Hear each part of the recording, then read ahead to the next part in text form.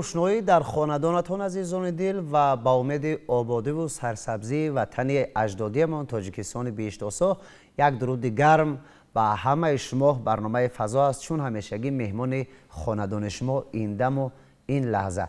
و عزیزان دل در برنامه ما مهمان داریم اعضای اتفاق بسته‌کاران تاجیکستان، هنرمند خلقی تاجیکستان استاد عبدالسلام رحیموف و کل نوازنده ها. استاد عزیز درود به شما، شامتان بخیر. خوش آمدید به تلویزیون سفینه به برنامه فضا. یک سلام و یک پیام یک پیغام به مردم برسانید. من بسیار خرسند هستم که در همین مهنت و زحمت ما همین تلویزیون دولتی سفینه چندین بارها خدمت کرده است، با مردم ما را شناخت کرده است، با مردم ما را نزدیک کرده است. اینقدر زحمت هایی که با هنرمندان جناب عالی امام علی رحمان خدمت میکند به حد خوبتر است. تشکر. خوب استاد ارجمند، نخست در مورد همین آهنگی که رامشگران بسیار خوبی ما نوازش کردن حرف بزنید که این آهنگ چی نام دارد، این آهنگ چگونه آماده شده است؟ بسیار خوب. این آهنگ راستی گپ وقتی که انسان هر یک یا زن باشه یا مرد باشد وقتی که به قدم به سن سال رفتن گرفت پیچیدن گرفت، من خیال میکنم که ذوق دلش بسیار زیاد میشود، به حد زیاد میشود. میخواد که با جوانا باشه، میخواد که با دوستای نزدیک باشه، میخواد با آهنگ سازا باشه، میخواد با بسته‌کارا باشه، با مردم قطعی در بین مردم باشد. امروز ما با این شاگردا شاگردایی که من امروز آوردم همه و همراه من هستند، شب روز در خدمت هستند. این آهنگ ذوق دل نام دارد. چون که اگر تماشابین محترم کم ترک اهمیت داده باشد، یک بوی مردم دهات است، بوی مردم همین کوهستان بسیار ترنم کرده ترنم بکنند. بله بله بله. انا همین با نام ذوق دل ساز کردیم با شاگردا. بسیار خوب. روی آهنگ چند روز کار کرده دوستان؟ راستی گپ ما خیلی بسیار وقت نمیشینیم. همتری از وقتش از طلبه مکتب خواننده مکتب بودم، به همین چیزهای خلقی بسیار توجه داشتم. برای همین گاه وقت میشینم تنها میشینم که در همین معنی سر من چیزی میبیاید، میگم شید سحر خسته به کار رفته، رفیقا این برادرای شاگردام در اینجا دعوت میکنم، در تئاتر نشسته، یک بار دو بار مشغولیت میذارونیم، میشه آهنگ تیار. انا این برکت این شاگردا خاطی، البته برکت مردم خاطی، برکت تماشابین خاطی، ما همین ها را آماده میسازید. بله. خب تشکر. و بعد استاد اکنون در مورد کجا رو ختم کردید و چگونه شروع شد آغاز قدم گذاشتن به جاده صنعت، یکم برای بیننده ما قصه کنید. راستی گپ من همین خوردی از 4 سالگی 5 سالگی به همین صنعت دل بستم. اگر باور کنید، ممکن بعضی ها باور نکنه، من از صنف 8 ایجاد کردن در سر کردم. بله. حتی شعری استاد میرزا ترسنوده قطعی، من نمیدونم همون دخترها که سالیس بودن همین آهنگ سرود مرا میخوندم. حال تو در صنف 8 آهنگ بستید؟ الله که همین آهنگ رو بستم، همین خیلی بود. من از فرغانه و من هستی سارم، تو از فرغانه و من هستی سارم.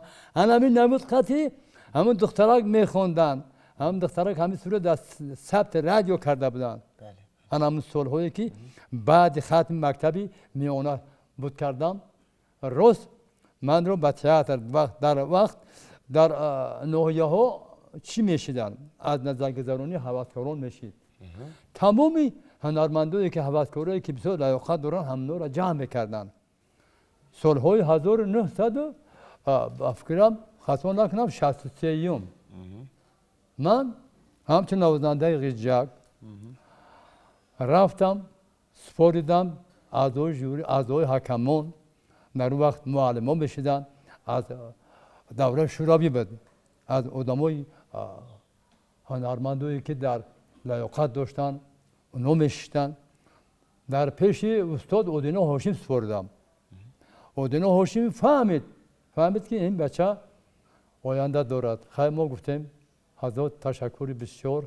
از همون سال 1963 من تا این جانب کار میکنم.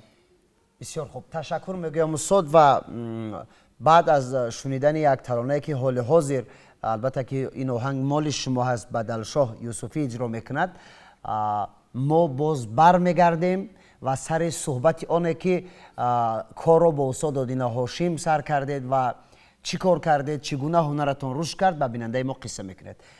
فرصت شنیدن ترانه است، ترانه رو میشنویم و بیننده های عزیز برمیگردیم سر صحبتی که با استاد داریم.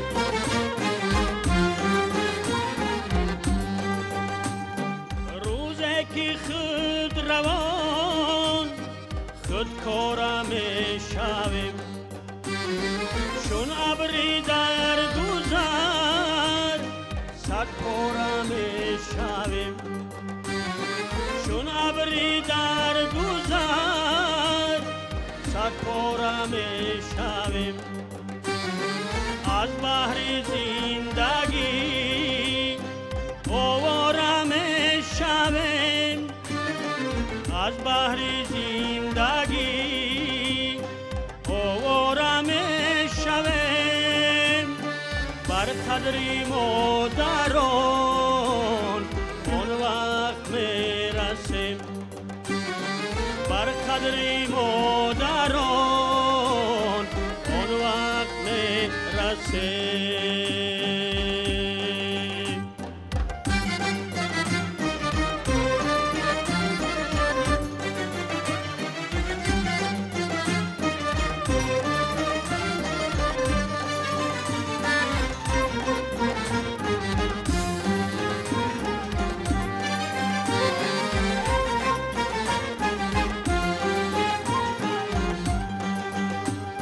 شنده برای خود عزم صفا کنم گم کرده وقت را عرض سخا کنم گم کرده وقت را ترک سخا کنم در راه زندگی هرگاه خطا کنم در راه زندگی هرگاه خطا کنم بر قدر مادران آن وقت میرسم بر قدر مادران آن وقت میرسم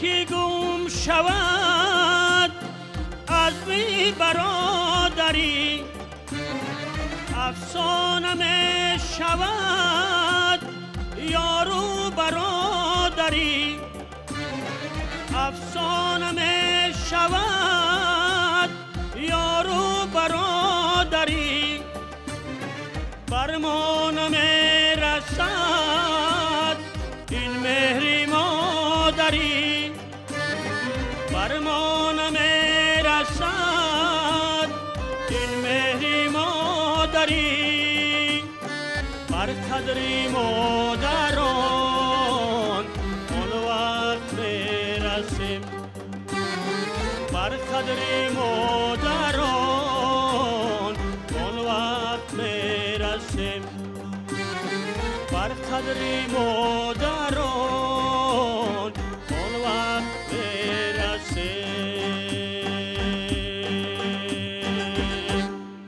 تشکر میگویم برای پیشنهاد سرود خیلی عالی برآمد. خب استاد ارجمند اکنون قصه کنید که سال 1963 گفتید با فیلارمونیا رفتیم اون وقت تئاتر و با استاد اودینه هاشم کار رو شروع کردیم.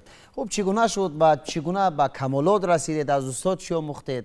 یک کمی خواهم در این باره قصه کنید. هر یک انسان وقتی که در حالتی کار کردنش در حالتی که موقعش بسیار شروع باشه وسیع باشه خیلی نه باید میرسد خیلی میرسد.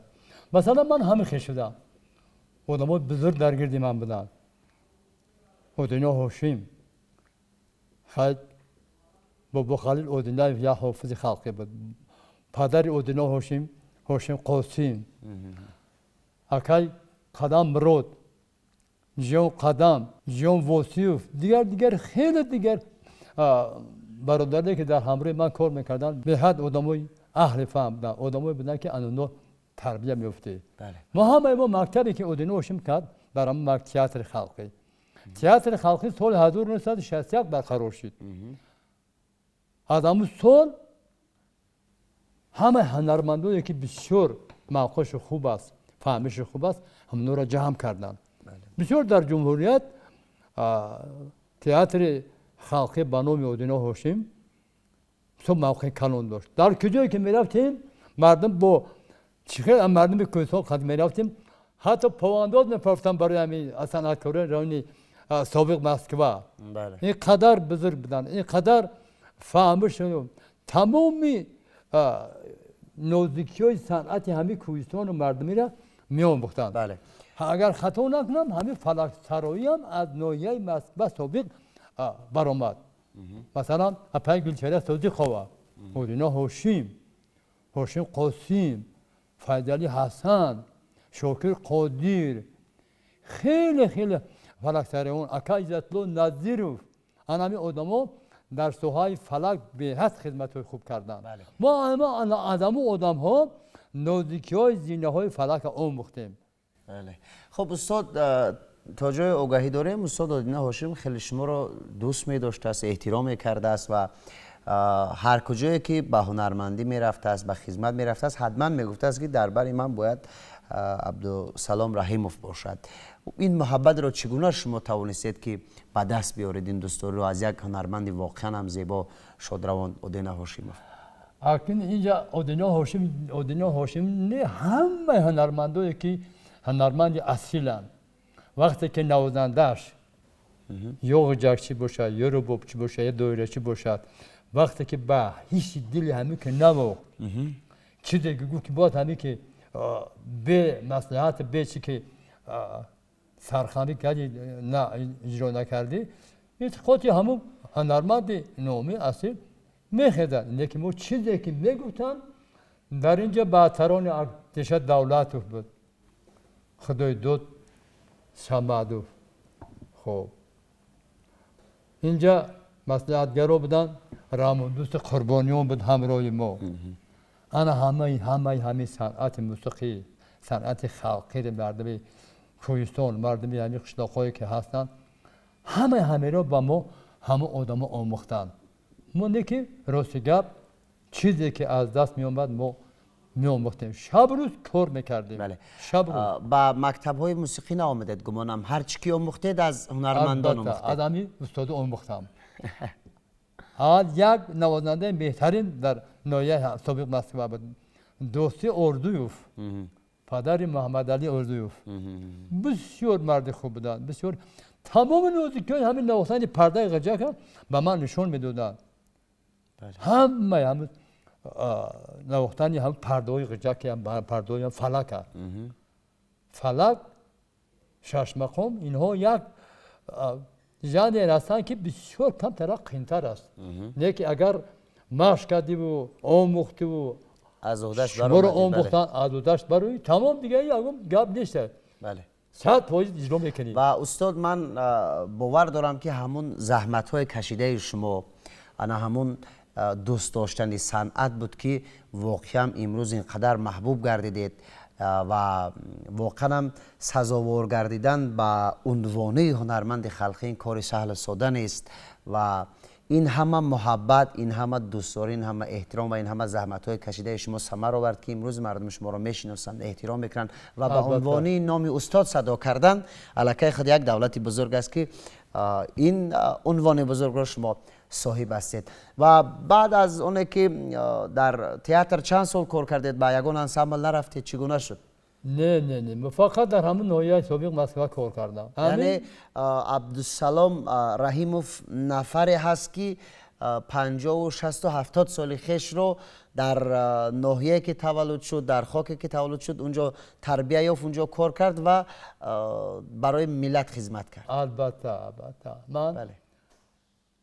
تا وقت جان در بدن دارم تا وقتی که زنده هستم برای ملتم برای ناحیه‌ام برای تاجیکستان خدمت میکنم برای چون که با خدمت ما با همه اهل سیز ما جناب عالی رشید است. همه هنرمندان رو نگاه بین میکنن شخصا در ناحیه ما کدام رئیسی که میرسد به همون ناحیه ما کار میکند بسیار دقت عالی میتن بسیار دقت میتن ما را کمک میکنن خیلی میخوایم هم خیلی خدمت میکنیم برای مردم سر پخته میرویم سر فرما میرویم دیگر چوبدارا میرویم دیگر جایی که الله میدروند مردم در پخته کار میکنند در همه جا میبینیم خدمت میکنیم با از کارخانه جای خدمت حربی بکنند با جو همین شاگردی ما هر هفته هر ماه 2 بار 3 بار رفته خدمت بکنند. بله. خب استاد با توجه آگاهی داریم همراه هنرمند خلقی استاد رحماندوست قربانیان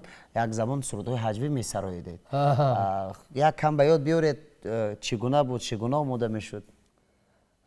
یک سببگار همین سرودهای حجوی خواندن ما در اون سالها استا و مستا بود و من و آقای رحماندوست.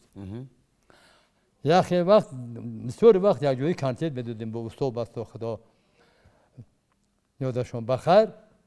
یک بستان شد. همه ژاندر همه صحنه حجوی را یکو کم بگردن نمیگیرد. هیچ کس نمیگیره. بعد اودینه هاشون گفت که نه اینا را گفت اینا گفت رحماندوست و عبدالسلام بگردن بگیرن. مجبور کردن ما را بعد وقتا خواهی موضوع کم بدن. یک صحنه مایزده بود برای امر اجرا کردیم. بعد آمدیم در اندلی بستان آمدیم در اپرا بلد گذاشتن. ما را دادن 8 خال. 8 خال دادم بعد نگاه کردم که اکای رحماندوست اونجا گریه کرده صداست. ای بعد گفتم چی با گریه بکنی؟ ما نه کار سر کردیم. انا اکنون میرویم با واسطه بکنیم. آهسته آهسته ما 4 ساعت 3 ساعت برنامه داشتیم. هم سناریوش می نوشتیم، هم موسیقیش می نوشتیم، هم سرودش هم میکردیم سرودهای حجوی را دیگه کن. برای مردم فقط کنسرت صحنه‌های حجوی بود. بسیار وقت به طرفات وادی شور می‌آمدیم، استا و مستا خط یک جا می‌شدیم. همین آدم‌ها خط ما یک جا سرکار داشتیم. بله. خب تشکر استاد برای یک صحبت خوب و اکای بدلشاه آهنگی که استاد آماده کردن چگونه شما ترانه بندیش کردید؟ من میبخشی وقتی که بدلشاه یوسفی سرود مادر خواند من یک سخن دارم. کسی که مادر دارد بدولت ترین انسان دنیا است. بله. من همین فکر میکنم. بله. برای همین چقدر مادران رو با تمام هستی باید نگاه میکردن در کار. البته. مادر بزرگترین نعمت در روی زمین است. بله. بله. تشکر. مرحمت. خب اکای بدلشاه بگوید که این شعری که سراییدید با قلمی که است خب چند روز روی این شعر کار کردید؟ همروی استاد اول متن دسترس کرد یافت آهنگش خودش ساختن بعدی همو مرا پیرود کردن که بیا همی سروده بخونم آهنگ قطعی. تا کنون چند آهنگی استاد رو سراییدید؟ قریب یک 30-40 تا آهنگی استاد ما میخونم. ترانه بندی کرده. بله بله. بسیار خوب. بسیار خوبم سراییدید. شعر عالی بود و گمانم که خدمت‌های کرده استاد رو فراموش نباید. نه. بله. هیچ وقت فراموش نمیشه. تشکر. سلامت باشید. خب دوستان عزیز ما بعد چند لحظه دیگر برمیگردیم برای شنیدن ترانه نوبتی که بازم این آهنگ استاد عبدالسلام رحیموف است. مرحمت بعد از چند لحظه برمیگردیم.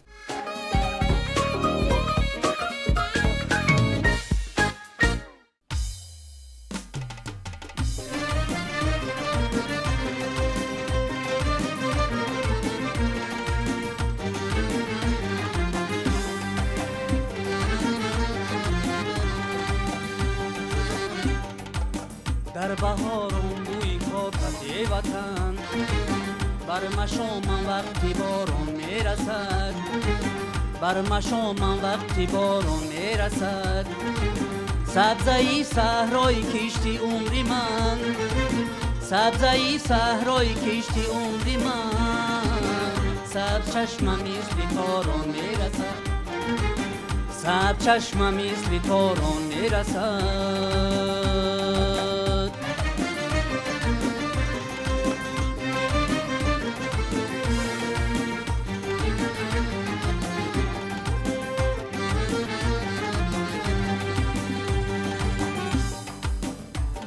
افتادم زیاغوشی وطن قسمتی ما را چی تدبیره بوده است قسمتی ما را چی تدبیره بوده است در غریبی قامتم گردیده خم در غریبی قامتم گردیده خم لفظی ما در لفظی تدبیری بوده است لفظی ما در لفظی تدبیری بوده است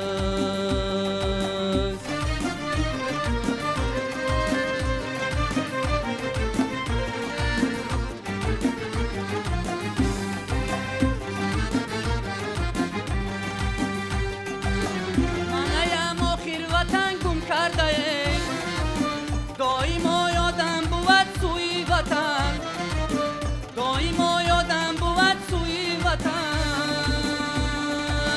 در دلم عشقی وطن می پرورم در دلم عشقی وطن می پرورم من وطن دارم وطن داری وطن من وطن دارم وطن داری وطن من وطن دارم وطن داری وطن یک عالم سپاس میگویم به شما بیننده های عزیز برای تماشا کردن برنامه ما و باز یک دنیا سپاس دیگه میگویم به رامشگران به اون نفرانی که این شام برنامه ما رو با یک آهنگ های زیبا با نوازش های زیبا رنگ و جلوه تازه بخشیدن و استاد صحبت رو ادامه میدهیم و اسباب غیجک رو میخواهم در موردش قصه کنید که سالیان زیاد است در دست دارید مردم و بیشتر از همین گونه میشناسند که استاد با همین اسباب البته محبوب و مشهور گردیدند. خب این چگونه اسباب است؟ چی نازکی ها دارد؟ این اسباب یکی اسباب هایی که همین غیجک تاجیکی که مردم کوهستان این اسباب از طرف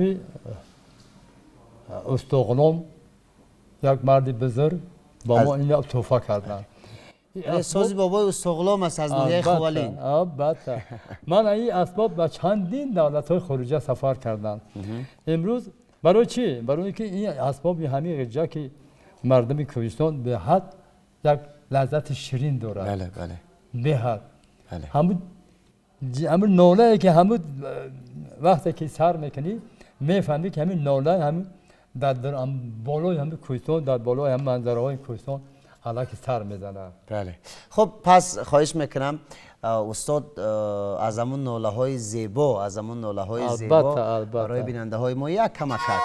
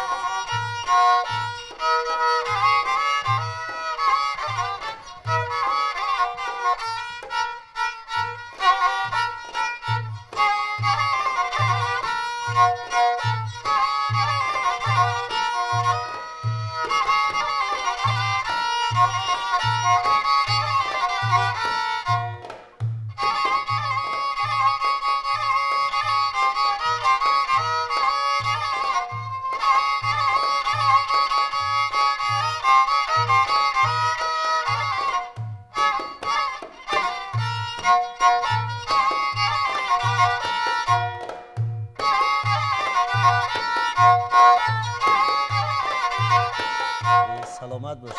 سلامت باشین.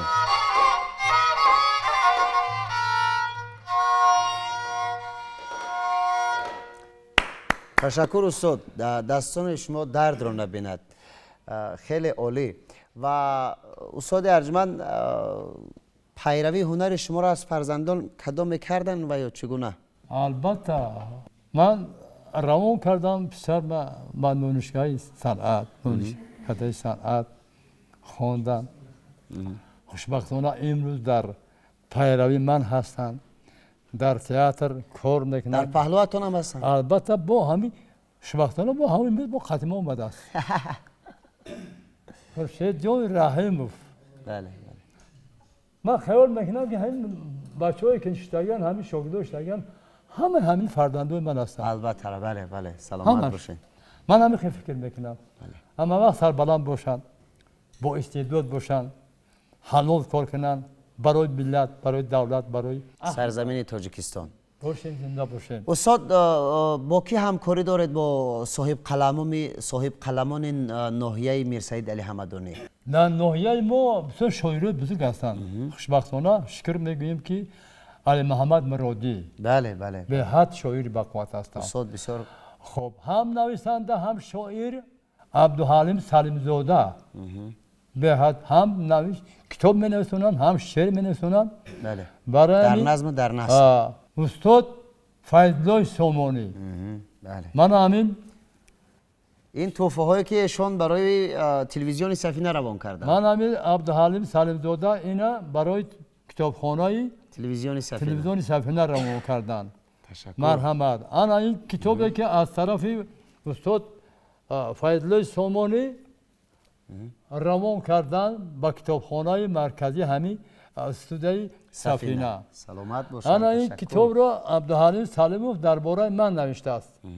رامشگری که با نوای ملکوتی. بله. محترم ارزنده دوستان، هموطنان عزیز، سه کتابی که به ما توفه کردن شاعرانی که واقعا نویسنده هایی که در خاک ناحیه میرسعید علی حمدانی البته امروز ایجاد کرده ایستادن. بله سپاس ما به شما برای توفه های بسیار هم گران ارزشتون. و استاد ارجمند بار دیگر خوش آمدید به تلویزیون سفینه. از صحبتی که با شما داشتیم خیلی خوشمون آمد. یک عالم معنی برداشت کردیم و سپاس میگوییم برای که دعوت ما رو پذیرفتید و آمدید به تلویزیون ما و برنامه ما رو با نوازش‌های زیبا با آهنگ‌های زیبایتون رنگین کردید. فرصت خیر گفتن هم فرا رسیده است. بار دیگر سپاس میگوییم به شما. چیزی گفتنی هست در آخر؟ من یک بار دیگر از کارمندان تلویزیون سفینه همین کلیتیو شاگردان میندار هستیم که همه وقت ما را فریاد میکنن، یاد میکنن برای همین خداوند همه وقت تاجیکستان ما تین باشه، تاجیکستان ما گلگوشکفان باشه، تاجیکستان ما ببینید که چه ترقی کرده است. همه شب مردم سربلند باشند، همه وقت صدای موسیقی بلند باشد. سلامت باشید. و دوستان عزیز با امید اونه که باز در برنامه‌های آینده با استاد در صحبت باشیم و همین گونه آهنگ‌های زیبا رو هدیه بکند. فرصت خیر گفتن در برنامه این شبینه فضا فرا رسید. تنسیت موفق پیروز بیمانید. و دوستان عزیز ترانه انجامی را که بازم آهنگ استاد عبدالسلام رحیموف است، هنرمند خلقی تاجیکستان، در برنامه این شبینه میشنویم و برای شما شب خوش، روزگار آسوده را تمنا میکنیم.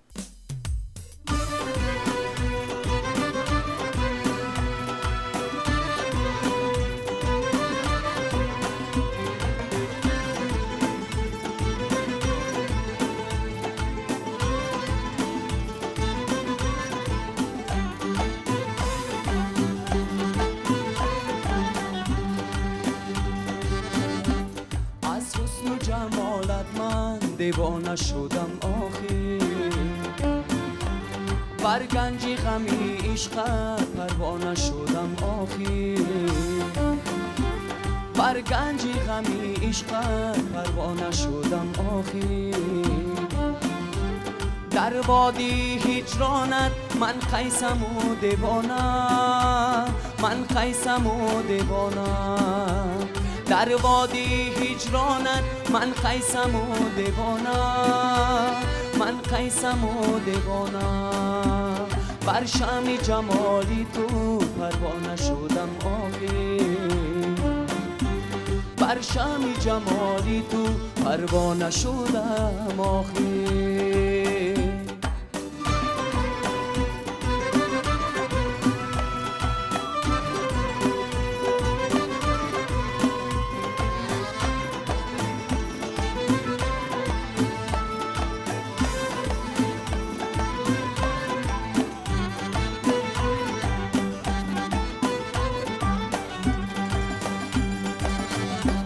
در بندی خیالی تو عمرز گرفتارم،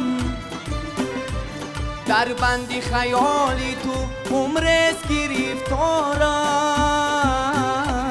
من خودی برای خود زولا نشدم آخی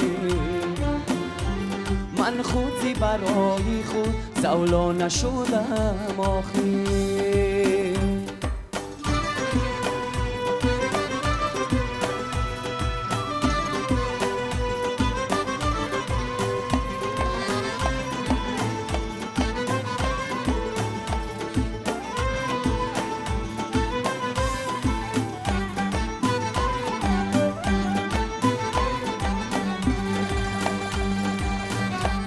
دنبالی خیالی تو آواره شده عقلم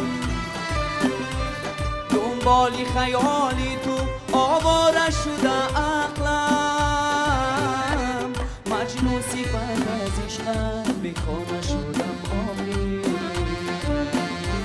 مجنون صفت از عشقت بیخانه شدم آخی از حسن و جمالت من دیوانه شدم آخی دیوانه شدم آخی دیوانه شدم آخی